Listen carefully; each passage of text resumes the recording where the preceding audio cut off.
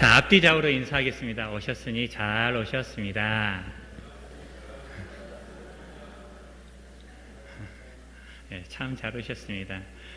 자, 오늘 말씀은요, 에스라서 5장 말씀입니다. 구약 716페이지 에스라서 5장 6절에서 17절 말씀인데요. 저하고 한 절씩 교독하겠습니다.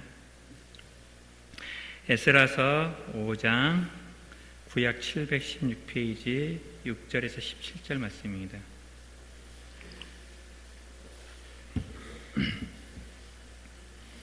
에스라서 5장 6절부터 제가 교독하겠습니다. 유브라데 강 건너편 총독 다뜨네와 스달보스네와 그들의 동반인 유브라데 강 건너편 아바삭 사람이 다리오 왕에게 올린 글의 초본은 이러하니라.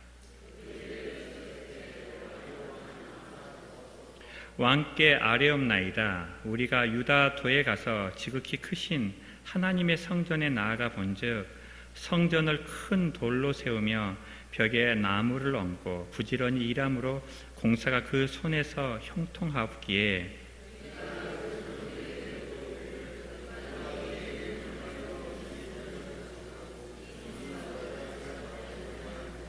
우리가 또 그 우두머리들의 이름을 적어 왕에게 아뢰고자 하여 그들의 이름을 물은즉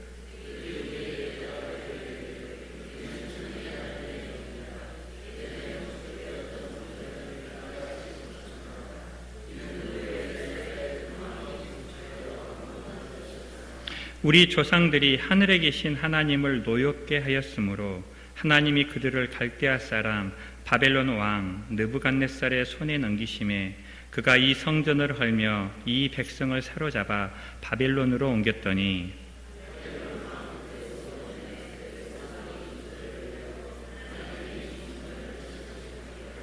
또 느부갓네살이 예루살렘 하나님의 성전 안에서 금은 그릇을 옮겨다가 바벨론 신당에 두었던 것을 고레스 왕이 그 신당에서 꺼내어 그가 세운 총독 세스바살이라고 부르는 자에게 내주고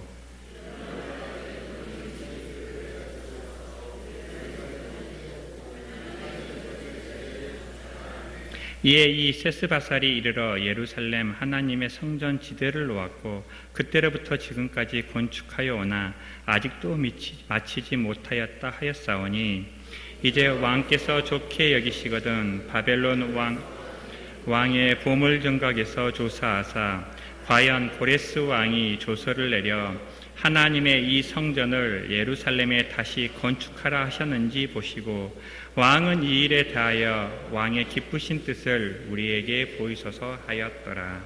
아멘. 오늘 말씀은 이스라엘 백성이 바벨론 포로에서 다시 돌아와서 성전을 건축하다가 성전 건축을 그만두고 다시 성전 건축을 시작하니까 그 지역을 다스리던 총독이 무슨 일인가 하고 이렇게 조사를 나왔다가 자기가 조사한 내용을 다리오 왕에게 이렇게 보내는 보고서, 상소문입니다. 그런데 이 상소문을 보면서 우리가 볼 수 있는 것은요, 이 이방인인 총독의 눈에 비친 성전 건축의 현장의 모습이 어떠했는지, 또 그 총독에게 대답하는 이스라엘 백성들의 대답을 통해서 이스라엘 백성이 어떤 신앙을 가지고 있었는지를 보게 됩니다. 이스라엘 백성의 신앙을 한마디로 얘기하면 오늘 제목처럼 역사를 주관하시는 하나님이라고 볼 수가 있어요. 먼저 성전을 건축하는 것은 큰 토목공사였기 때문에 많은 사람들이 동원되었고 새로운 총독은 과거에 16년 전에 무슨 일이 일어났는지 몰랐기 때문에 도대체 왜 이런 성전을 건축하고 누가 이 성전 건축을 명령했는지 몰랐던 것 같습니다. 그래서 직접 와서 살피고 관련자들에게 질문을 했던 것 같아요. 9절에서 10절 보면 그 총독이 이스라엘 백성에게 하는 질문이 나오는데요. 같이 한번 읽어보도록 하겠습니다. 9절하고 10절입니다. 시작. 우리가 그 장로들에게 물어보기를 누가 너희에게 명령하여 이 성전을 건축하고 이 성곽을 마치라고 하였느냐 하고 우리가 또 그 우두머리의 이름을 적어 왕에게 아뢰고자 하여 그들의 이름을 물은즉 총독이 질문한 건 크게 두 가지였어요. 첫 번째는 누구의 명령으로 성전을 건축하고 있느냐. 두 번째는 이 성전 건축의 책임자가 도대체 누구냐는 질문이었어요. 사실 확인을 하는 총독의 질문에 대한 이스라엘의 대답을 보면 성전 건축을 다시 시작한 이스라엘 백성의 신학이 무엇인지 알 수 있는데요. 첫 번째로 이스라엘 백성은 자신들이 바로 하나님의 종이다라고 고백하고 있습니다. 11절 말씀입니다. 같이 읽겠습니다. 시작.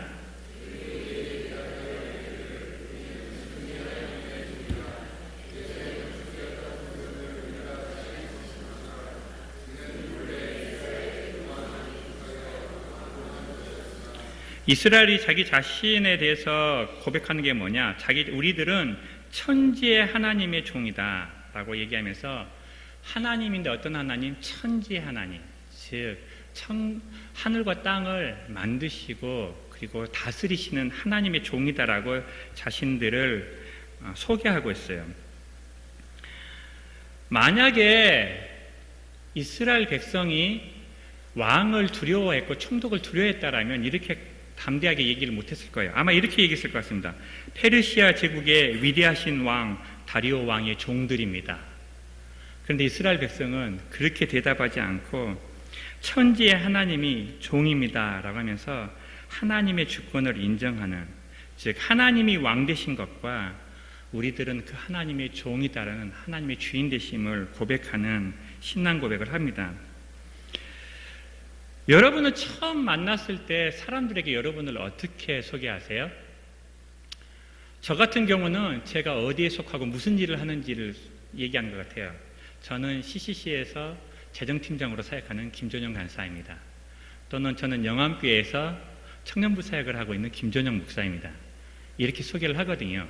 그러니까 누군가에게 내 자신을 소개할 때 그 소개를 보면 자기가 자기 자신에 대한 인식을 통해서 그 사람의 삶을 평가해 볼 수가 있어요. 즉, 내가 하나님의 자녀라고 생각하는 사람과 내가 하나님의 자녀가 아니라고 생각하는 사람은 그의 삶 자체가 전혀 달라진다는 거죠.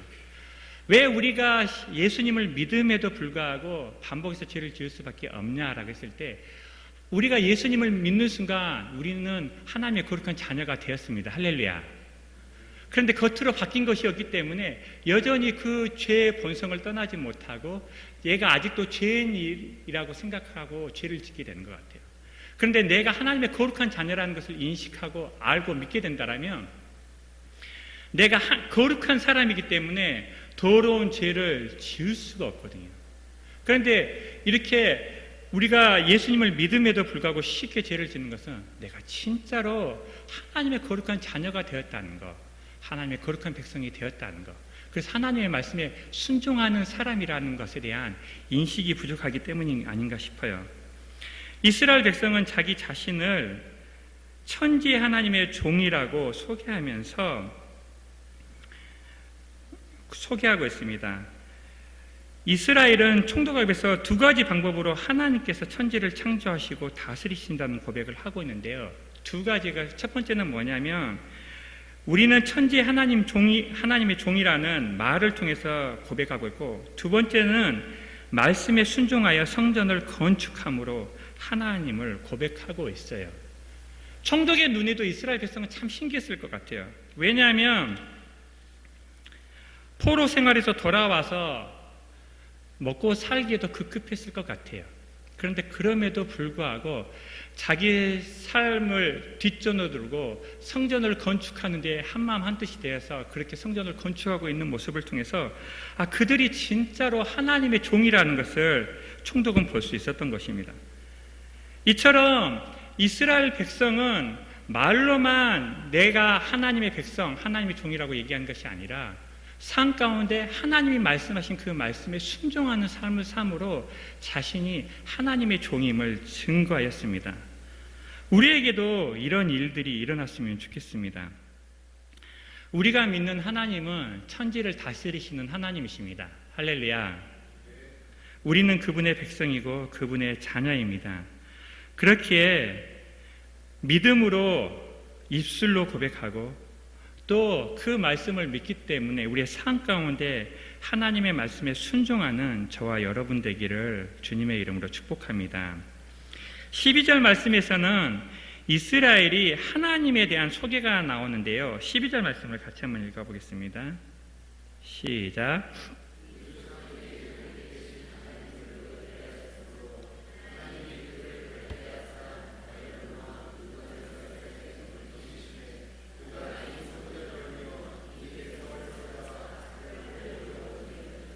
여기에서도 하나님을 표현할 때 하늘에 계신 하나님이라고 표현하고 있는데요. 여기서 하늘에 계신 하나님도 11절에 나와 있는 천지의 하나님과 같은 의미를 가지고 있습니다. 즉 이스라엘 백성들은 더 높은 곳에 있는 사람이 더 많은 권세를 가지고 있다고 생각을 했어요. 그래서 하나님은 어떤 하나님이야? 가장 높은 하늘에 계셔서 온 세계를 다 주관하고 다스리시는 하나님이셨어요.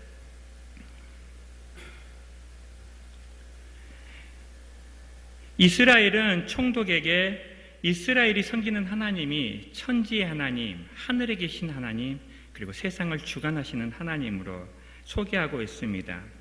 이것은 정말로 위대한 신앙 고백입니다. 왜냐하면 우리가 하나님을 고백할 때 우리가 잘 나갈 때는 하나님이라고 담대히 얘기할 수가 있어요. 사업에 성공하고 하나님 덕분입니다. 자녀들이 대학에 들어가고 자녀들이 좋은 직장에 취업하고 그러면 이게 모든 게 다 하나님의 영광이라고 자신 있게 얘기할 수 있는데 생각해 보세요. 사업에 실패했어요. 그리고 사업이 빌빌거려요. 자녀가 대학에 떨어졌어요.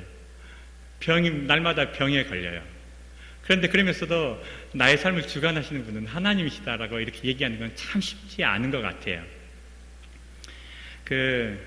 제 장인어르신이 장로님이신데요. 젊었을 때는 참 많은 일들을 하셨어요. 교회에서. 그런데 나이가 드시니까 힘도 떨어지고 경제력도 떨어지시잖아요. 몸도 많이 아프고 허리도 막 구부정거리고. 그러니까 젊었을 때는 하나님이 자신을 통해서 이루신 것을 자랑하면서 다 하나님의 뜻입니다. 하나님의 영광입니다. 이렇게 당당하게 얘기하셨는데 막상 나이가 드시고 자기가 할 수 있는 일들이 많지 않아지고 또 오히려 젊었을 때는 변변치 않던 사람들이 늙어서도 이렇게 건강하고 자녀들도 잘 되고 막 그러니까 괜히 이렇게 작아지시는 거예요. 그러면서 하나님께 자기가 이렇게 영광을 돌리지 못한다고 생각하신다고 이렇게 저한테 고백하신 것을 들었거든요. 근데 솔직히 말해서 나이가 들어서 병이 드는 것은 그건 수치스러운 게 아니죠. 왜냐? 젊었을 때 그만큼 고생하고 수고하시고 희생하셨기 때문이 아닙니까? 그래서 오히려 어르신들이 아픈 것은 수치가 아니라 그만큼 열심히 살고 헌신적으로 살았다는 하나님이 주신 면류관인 줄로 믿습니다. 이스라엘 백성은 사람들이 보기에는 별 볼 일 없는 상태였어요. 사람들이 보기에는 실패한 사람처럼 보였고 하나님이 마치 버린 사람들은 이스라엘 백성의 허물어진 성전을 보면서 저 꼴을 봐라. 저게 뭐냐? 저것들이 하나님 믿는다고 그렇게 놀림을 받고 비방을 받던 그 상태에서 그곳에서 아무것도 없는 곳에서 다시 시작하면서 담대하게 얘기하고 있어요. 우리가 믿는 하나님은, 우리가 섬기는 하나님은 천지를 주관하시는 하나님이시다. 우리도 우리가 믿는 하나님을 우리의 상황에 상관없이 이렇게 담대하게 소개하기를 소원합니다. 왜냐하면 내가 한 것이 아니라 하나님이 하셨기 때문이고 내가 할 수 있는 것이 아니라 하나님이 이루시기 때문입니다. 우리 한번 고백해 볼까요? 하나님은 나의 삶을 주관하신다. 믿으십니까? 하나님이 천지를 주관하신다는 뜻은 하나님께서 나의 삶도 주관하신다는 거예요. 나의 부모님을 선택하신 분도 하나님이시고 나의 배우자를 선택하신 분도 하나님이시고 나의 자녀를 선택하신 분도 하나님이시고 내 가정의 앞길을 인도하셨던 분도 하나님이시고 내 직장을 인도하셨던 분도 하나님이시고 내 자녀의 학업을 인도하셨던 분도 하나님이신 줄로 믿습니다. 이렇게 나의 삶의 성공과 실패에 상관없이 나의 삶을 주관하시는 그 하나님을 인정하고 그 하나님을 고백하는 우리들이 되었으면 좋겠습니다. 에스라서는 BC 440년경 이스라엘 백성이 포로 생활을 마치고 귀환한 후 이스라엘 백성들에게 믿음의 선배들이 어떻게 포로로 끌려갔고 어떻게 다시 돌아왔고 어떻게 믿음으로 성전을 다시 건축했는가를 보여주는 것입니다. 그것을 통해서 에스라가 반복적으로 얘기하고 싶었던 것은 비록 우리의 삶이 실패한 것처럼 보일지라도 우리의 삶을 주관하고 계신 분은 하나님이시고 하나님은 결코 우리를 버리지 않는다는 사실입니다. 그래서 이 에스라서를 통해서 우리가 배워야 될 가장 중요한 가르침은 때로는 우리가 죄를 지어 실패할지라도 나를 향한 하나님의 계획은 변함이 없으시고 나를 향한 하나님의 사랑은 변함이 없으셔서 나를 포기하지 않고 주님 만날 그때까지 나를 인도하신다는 확신입니다. 할렐루야. 신앙을 믿음으로 고백해야 될 때가 있습니다. 이스라엘 백성 같은 경우는 아무런 준비가 없을 때 갑자기 총독이 쳐들어왔어요. 총독이 오면 이렇게 대답해야지라고 준비했을 때 총독을 만난 게 아니라 열심히 성전을 건축하고 있는데 갑자기 총독이 와서 니들 도대체 뭐야? 니들 지금 무슨 짓 하고 있는 거야? 이렇게 질문을 한 거죠. 그래서 우리도 이렇게 우리가 준비되지 않았을 때 사람들에게 우리의 신앙을 고백해야 될 때가 있다라고 성경은 우리에게 얘기하고 있어요. 누가복음 12장 8절에서 9절 말씀이 있는데요. 같이 한번 읽어보도록 하겠습니다. 같이 읽겠습니다. 시작.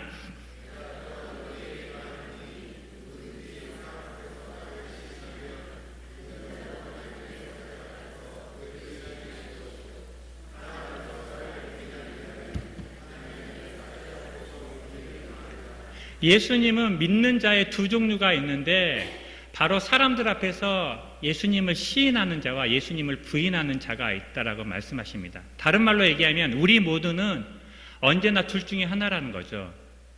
사람들 앞에서 예수님을 시인하든지 아니면 사람들 앞에서 예수님을 부인하든지. 사람들 앞에서 예수님을 부인하는 가장 큰 이유는 그것이 나에게 유익이 되지 않는다고, 그것이 나에게 불이익을 줄 것이라는 불안한 염려, 두려움 때문입니다. 하나님보다 더 사람을 두려워하기 때문에 우리는 사람들 앞에서 하나님을 시인하지 못하게 되어지죠.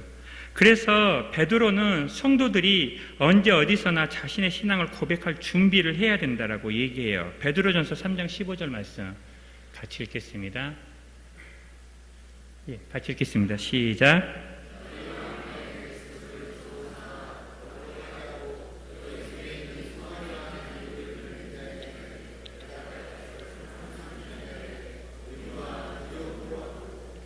너희 마음에 그리스도를 주로 삼아 거룩하게 하고, 이 거룩이란 말은 구별된 것을 말합니다. 그러니까 너희가 예수님을 주로 삼아서 다른 사람과 세상 사람들과 구별된 삶을 살고 너희 속에 소망에 관한 이유를 묻는 자에게 대답할 것을 항상 준비하되 온유와 두려움으로 하라. 여기서 온유란 말은 영어로 젠틀인데 저는 이 온유라는 말을 보면 신사적이다라는 말이 생각이 나요. 신사의 특징은 뭘까 했을 때 배려하는 사람인 것 같아요. 그리고 두려움이라는 것은 존경, 상대방에 대한 존경을 가지고 복음을 전하라고 얘기해요. 베드로는 우리에게 대답할 것을 항상 준비하라고 했는데 조건이 있어요. 사람들이 질문을 하지 않으면 대답할 수가 없습니다. 내가 사람들이 나의 삶에 대해서 궁금해할 만한 삶을 살지 않으면 사람들은 우리에게 질문하지 않습니다. 이스라엘 백성은 그 힘들고 어려울 때 사람들이 미쳤다 할 성전 건축을 시작했어요. 하나님의 말씀에 순종해서 자신의 일보다 먼저 그 나라와 그 의를 구했죠. 그 일은 사람들이 보기에 기이한 일이었어요. 그래서 총독이 직접 와서 그 일을 물어봐야만 했죠. 이처럼 성경은 우리가 먼저 해야 될 게 있는데 우리 마음에 그리스도를 주로 삼아 세상과 구별된 삶을 살 때 사람들은 우리 속에 있는 그 소망에 관한 이유를 묻게 된다라고 얘기하고 있어요. 그리고 그렇게 물을 때 대답할 말을 준비하라고 말씀하고 계십니다.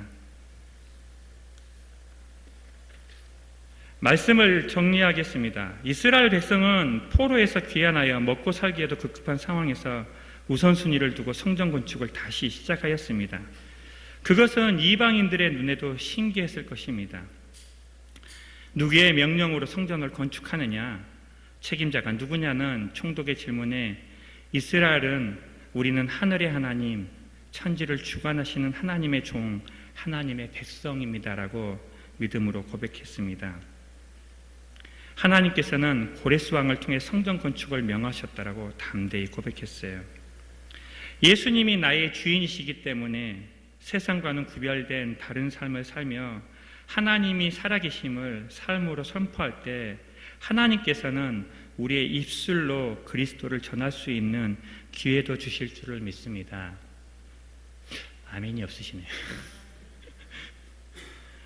그래서 이 한 주간도 전능하신 하나님을 삶으로 고백하는 저와 여러분 되시기를 주님의 이름으로 축복합니다. 전능하신 나의 주 하나님 함께 찬양하시겠습니다.